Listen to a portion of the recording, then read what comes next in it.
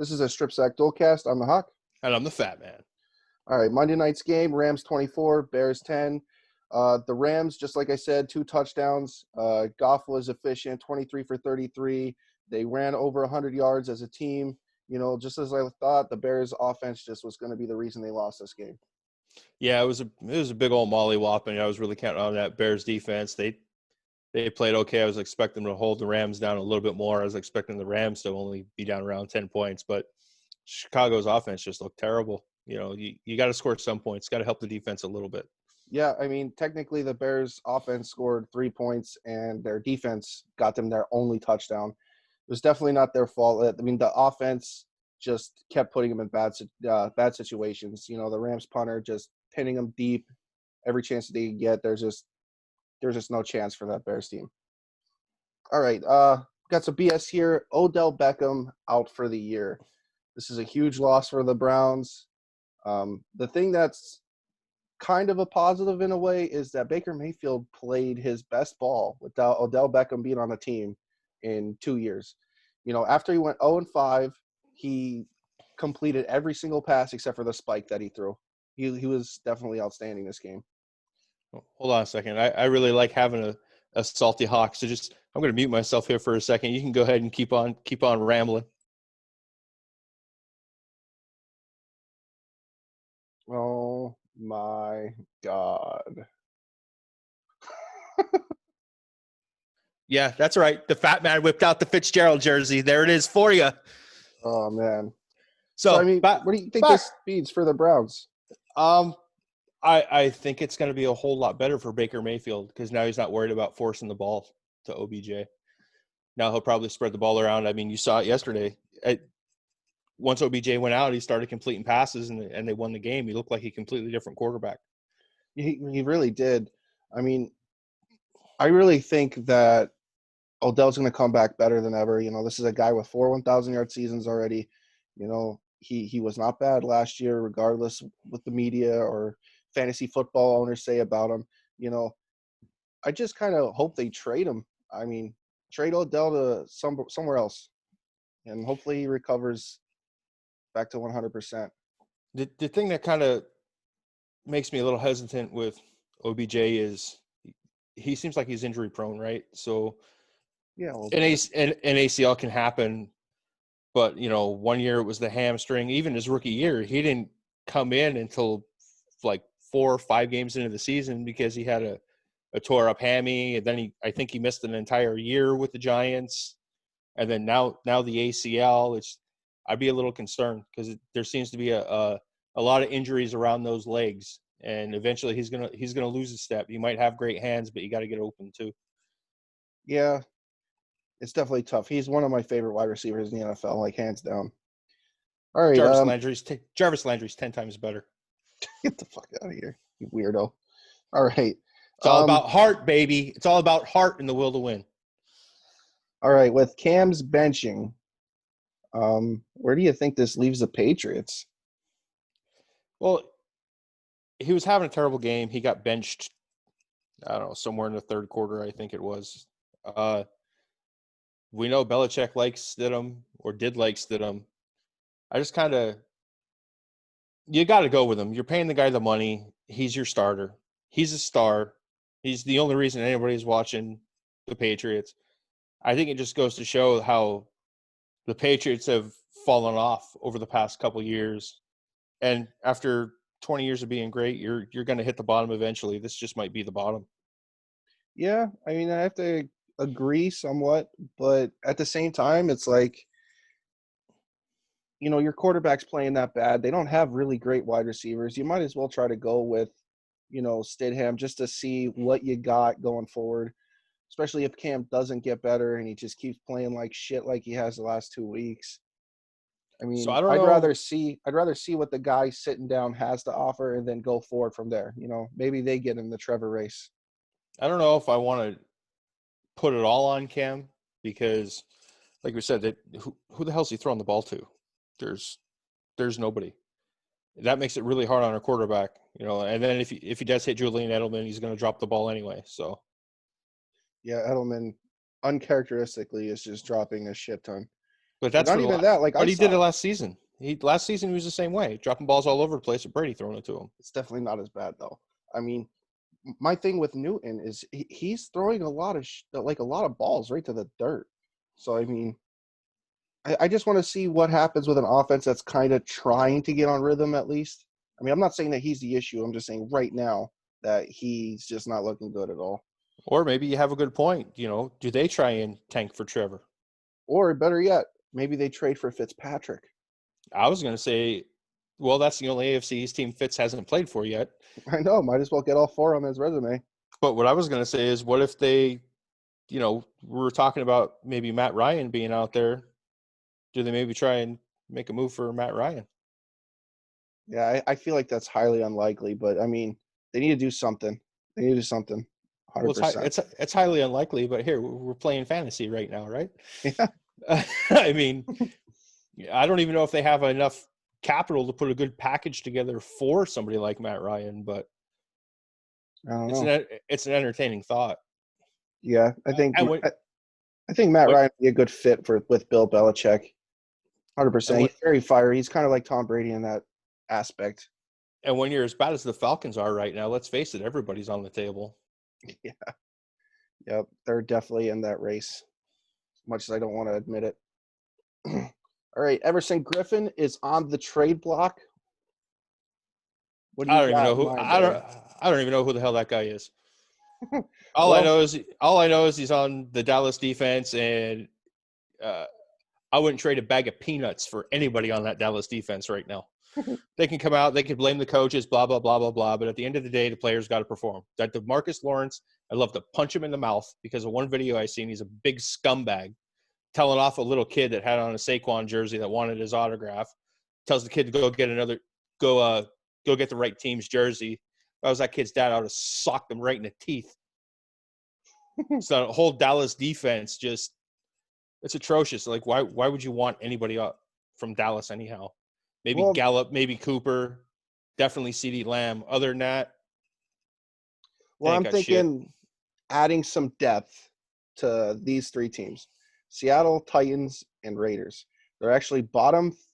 They're all three teams are in the bottom 6 in the NFL in total sacks, and they're all three of these teams are going to be pushing for the playoffs. All three of these teams have good offenses, and they just need a little boost on that defense.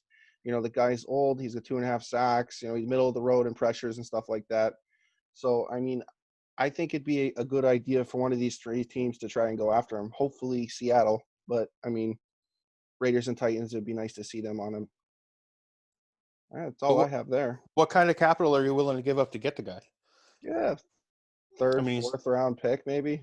I don't know. You could find some decent defensive linemen down there in that third, fourth round usually.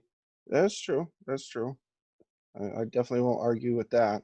I think I'd rather take my chances and grab a young guy in the upcoming draft than grab some old busted guy. Like I said, I don't even know who the hell the guy is. So yeah. I guess he played in Minnesota before this season, and Dallas is ready to get rid of him already. So what does that say? Well, I mean, Dallas just sucks, so it doesn't matter. Well, they do suck, but they obviously made the move because they thought it was going to help, and then now they realize, oh well, just like we fucked up. So, well, he's not the reason that the Dallas defense sucks. He's doing okay. As a defensive lineman standpoint, he's middle of the road. That doesn't actually, say that guy should get fired. Or traded away. No. But I mean, the fact that he is, I think that there's certain teams that are win now. Seattle, Titans, Raiders win now, get to the playoffs, boost that defensive line. So, I think that's a good fit for him, honestly. I think Seattle shouldn't have let Clowney go. Yep, man, I lost his name. I'm like, wow, that was a total brain fart right there. I can't believe I forgot his name. Yeah, I really wish we signed him. I love Jadeveon Clowney. All right. The Fat Man went 9-4 this week. His record is now 17-11. I, on the other hand, went 6-8. My record is 14-4. 14. Making a comeback, whooping that Hawk ass. It's only 3 games, buddy. That's okay. We got a couple more weeks to go. We'll see at the end. Yep. All right. This is our Week 8 power rankings. We're going to start off at 1. I'm going to go first. I got the Steelers. They have the number 1 rush defense, the number 4 pass defense, and they're number 1 in sacks. This team is good. Yeah, I'm with you on the Steelers. That's why I put it number 1. That game with them in Tennessee was a hell of a game. I think we're looking at the top 2 teams in the AFC there. Yeah. I don't want to say I disagree with you too much, but at number 2, I have the Chiefs. The Chiefs defense is 3rd in opposing completions. They're 3rd in opposing passing rating. We talk about the big quarterback battles. Quarterbacks have to battle this defense, and I got them at number 2, especially with that offense. I put Tampa Bay at number 2 with Antonio Brown coming to town. You got the GOAT. You got the GOAT at tight end. There's just too many GOATs in Tampa Bay not to be number 2. That defense, just monsters. It makes it real hard to say, oh, well, Tampa Bay is not going to make it. So I think even if Antonio Brown goes in there and blows up that locker room, I think he'll be all right. Yeah. Number 3, Titans. They lost to the best team by 3. They're still there. Still a complete football team. That kick makes it. Maybe they win in overtime. Then we're reversing. I have the Titans at number 3 as well. Everything you just said. Really no more to say about it. They're complete. Derrick Henry's a beast. Watching that Pittsburgh game, Tannehill surprised me. That is not the Ryan Tannehill I had in Miami. He was actually ripping the ball down the field. I was impressed. Yeah. Number 4, I've got Tampa Bay. Tom Brady is in the MVP discussion at 43 years old. He's 2nd in touchdowns. That Bucs defense is 3rd in forced fumbles, and they're 2nd in picks. They could score, and their defense is taking the ball away. Really tough to beat that. Number 4 is actually where I put Kansas City. I think they're the 3rd best team in the AFC right now. All right. 5, I got the Seahawks, and the only reason they're this high is because of Russell Wilson. This team needs to do something on defense to help the man out. Yeah, I have the Seahawks at 5. I mean, it's one game to a division rival, and Arizona's a pretty good team in their own right. So I'm not making a big deal out of one loss. Yeah, they look kind of bad. It seemed like Russ was just honed in on Lockett yesterday, but I think they're going to be fine going the rest of the season. Yeah, for sure. Ravens at number 6. Lamar Jackson and this defense. It's going to be going against Pittsburgh next week. This is going to either keep the standings the same in this power rankings or flop it all over the place. I can't wait. Green Bay's at 6 for me. I think they're still a good football team. They look good this weekend. They're definitely going to be in it at the end. Yep. I got the Packers at 7. Rodgers is playing lights out. He's another MVP candidate. I have the Ravens at 7, and I think they're going to lose to Pittsburgh this week. Number 8 for me is the Cardinals. Kind of the same reason why I have the Packers at 7. Kyler Murray, he's an MVP candidate, and that defense is very, very underrated. Number 8 is actually where I put the Rams. They look pretty good tonight against Chicago. I didn't even have them on my list last week, so they're starting to work their way in my top 10. Yep. Number 9, I have the Rams. They're a complete football team. They have a good defense. Aaron Donald leading the way on that defense, and I just see it very difficult for a lot of teams to beat them. Number 9 is where I put the Cardinals. Kyler Murray, Budda Baker, Patrick Peterson. Kenyon Drake's out for a while now with a high ankle sprain, but they should be okay going forward. They still got D-Hop, Larry Fitz, and Christian Kirk, so they should be okay. That Chase Edmonds looked really good last night too. Yeah, he did. Yeah. Number 10, I have the Bills. They're regressing for me. I mean, they beat the Jets by 8 points. They only scored 18 points on the Jets defense. Scrubs. Not only did they only score 18 points, it was all field goals. I can't put anybody in my power rankings in my top 10 that can't mollywop the Jets. I know Miami only put 24 on them, but they weren't leading the damn division either. So sorry, Buffalo, you're out. I know Chicago got their heads beat in tonight, but I put Chicago at 10. I mean, it was the Rams. That's why they're at 8. That defense is still solid. Yeah, Foles looked a little off. The offense looked a little out of sync. I think they'll be okay. They'll get back on track. I'm keep putting them guys at 10. Yeah, that Bears offense definitely needs to get better. Maybe that's another team that tries to get Fitzpatrick. Well, I just want Fitzmagic to play this year. I can't believe that they didn't try and make a move for Antonio Brown They or got a decent wide receiver core. They don't need weapons. They just need a QB. or Le'Veon Bell. They could have made a move for him. Maybe we'll see. Maybe we'll see good old Trubisky come back in. Yep. All right. Got something new here. Top 5 dumpster fires. Get the fire extinguisher. Who's your number one? Oh, come on, man! It's the Jets. The Jets? Is it because It's of got to be Adam the Gase? Jets. So it's maybe a little bit. It's just the ghosts of New York. You know, you got Sam Darnold seeing ghosts. You got Daniel Jones getting tripped up by ghosts. There's just too many ghosts there. Blow it up, start over. They're fucking terrible. All right. Number And 2. it's the worst shade of fucking green I have ever seen. Looks like Now, bro? Yeah, it looks like dog shit green. I Now, don't want to talk. I don't want to talk about the Jets. They're not worth the goddamn breath. I think you got a Jets logo behind that Miami Dolphins blanket. I got it tattooed on my butt, Right next to John Gruden. right next to John Gruden. All right. Number 2, I have the Cowboys. They got no quarterback right now. You know, is Danucci going to be the guy going forward? They need to make a trade or something, and they got no defense. So that's who I got too. No quarterback, no defense. Zeke can't hold on to the ball. I'm really starting to doubt the coaching decision to hire Mike McCarthy. I don't want to buy into the media hype, but you know, Aaron Rodgers hated the guy. He's fucking trucking it in Dallas. Jason Garrett was better than this guy. Yeah. And it's the same problems they had last year. He didn't fix anything, and now it's getting worse because now the locker room's turning on him out there, calling him a shithead. So I don't know if I want to. I don't know if I'd want to be in Dallas right now. Yep. Vikings at 3. This team is too damn good to be this far down on the list. I don't know what's going on there.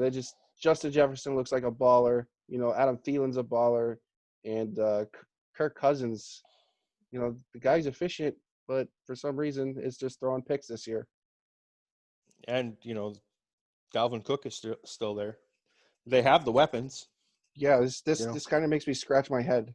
Well, maybe it's bad. Maybe you know, when a team with that much talent is this bad, you got to look at the coach, right? Yeah, he did make a really bad decision against Seattle. Seattle might have could have got their second loss instead of just their first one. You know, I think you really got to put the coach under the microscope, and let's face it, somebody's to blame. Yeah, definitely. Jags at 4. The mustache has to go. I do not believe in Gardner Minshew. I think I believe in Uncle Rico more than I believe in Gardner Minshew right now. Well, there are actually some talk about pulling him this week coming up if he doesn't perform, yanking him out. But I mean, who the hell do they have behind him? I mean, we found out about Gardner Minshew because Foles went down and he played pretty well last year. And now this year, he just can't seem to get right. But I don't think the Jags have a lot of talent on that team to begin with. I think they have more holes than just quarterback. Yeah, they went from being the best defense in the league, 3 years ago to trash. 3 years ago, we're talking about them in the AFC Championship game. They're just another team that can't seem to pick the right quarterback. You know, the last quarterback they had that I can remember being decent was Mark Brunell. And that's like 90s, man. It's just like Miami. It's okay. Number 5, the Patriots. This team's just maybe they got a hidden agenda to the tank for Trevor. Maybe that's what it is. Maybe Bill and Robert Kraft they control their own destiny. They can let the Jets win 2 games and they'll win the tiebreaker for Trevor. It could happen. It could happen. It could happen. It just might. But I don't see the Jets winning the game all year. I think that's probably the only 2 wins the Patriots will get the rest of the year. I don't know how Cam went so bad. You know, just a couple of years ago he was an MVP.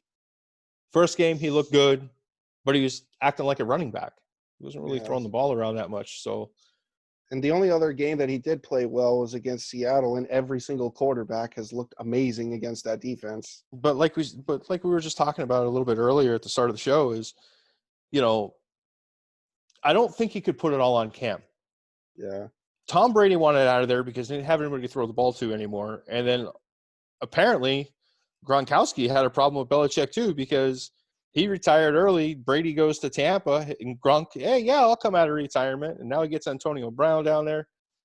It's hard to play when you don't have anybody around you to throw the ball to. You can't count on anybody. You can't rely on anybody. And I'm really starting to think that it was Brady carrying that Patriots team, not necessarily Belichick's coaching, because the big thing with Belichick is they always had a good defense. They always had a good defense. Well, their defense is starting to look like shit too. So I don't, it feels weird to be putting the Patriots in a dumpster fire. It does. But, maybe they it's just because look like shit. We're used to the 20-year run, right? But they really look terrible lately. And I know everyone wants to come out and say, well, Cam's coming off the COVID protocol or whatever. Yeah, okay, bud. Well, if you had COVID, you wouldn't be back in a week. I know that for a fact because, somebody I think in he my was house out for had 2 it. weeks. I think can't remember. Even though it was close, I can't remember. I think he was only gone one, but just the situation that I experienced with it, it took a month. Yeah.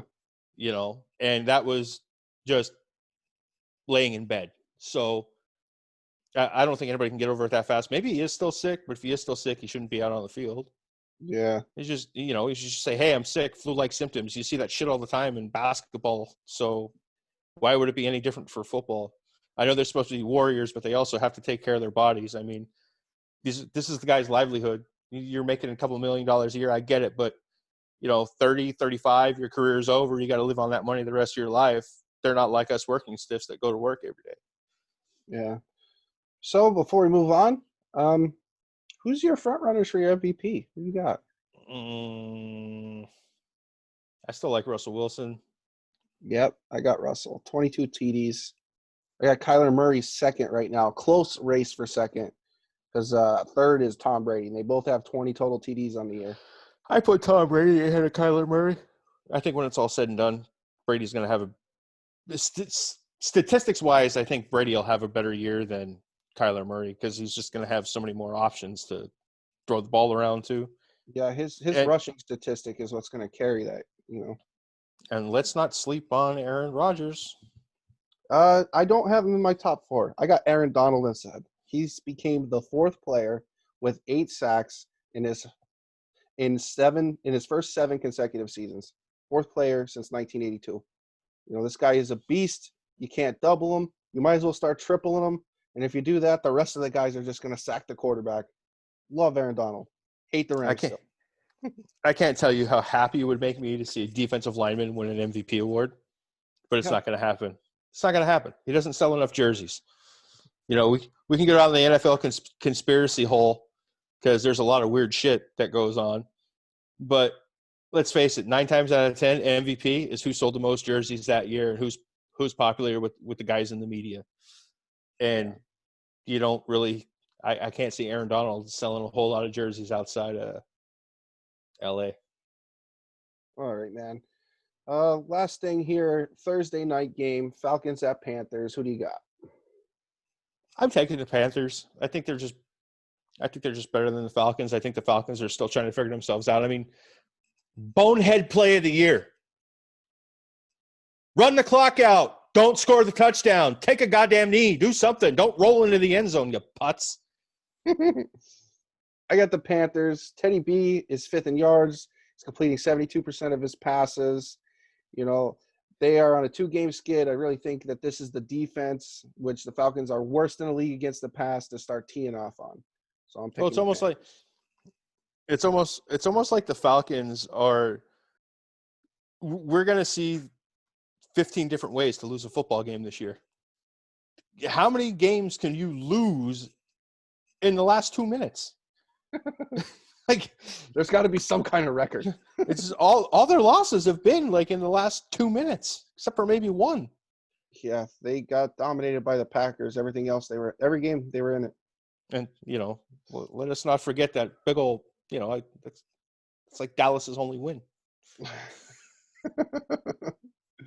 Well, Dallas Yeah, Dallas has 2. But the big one was against the Falcons. The one everybody wants to be happy about. Well, you think that momentum would have carried them. I feel bad for Cowboys fans, man. I really do. Yeah, me too. All right. That's another team with way too much talent to be as bad as they are. Well, Even let's with start. Dak going down, and Andy Dalton, I was all prepared to start calling him the Red Rocket instead of the Red Rifle, but that's not working out either. I thought with all those weapons, he'd be out there having a field day. He had three number one wide receivers to throw the ball to. When he's coming from Cincy, all he had was AJ Green. Tom Brady needed a couple games to start looking better. He didn't even That get his second game before he got is knocked true. out. So let's just see what he looks like going forward. Yeah, still, he that was a dirty hit too. Yeah. That was a dirty hit. Yeah, it really was. All right, that's all I got, buddy. That's all I got. All right, comment, like, subscribe. I'm the Huck. And I'm the Fat Man. See you.